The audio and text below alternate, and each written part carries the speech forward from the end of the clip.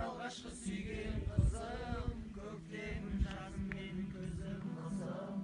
Аймалап жыл мезгілін қалай күтсем, ол да менің көптен күткен аққу құсым. Мұхтар Әуезов атындағы Оңтүстік Қазақстан мемлекеттік университетінің белсенді жастары бүгінгі күні өлкетану бағдарламасы бойынша Сайрамсу таулы аймағына серуендеуге келдік. Жалпы осы бағдарлама үшін, мүмкіндіктері үшін жастар ресурстық орталығының директоры Дүйсебек Береке ағамызға және оның ұжымына үлкен алғысымызды айтамыз.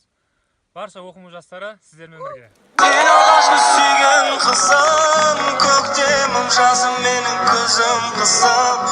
Армандап жыл мезгілін қалай күтсем, ол да менің көптен күткен аққу құсым. Қалап ем махаббаттың қаламқасын, қолдан ұштың қанатты қарлығашым.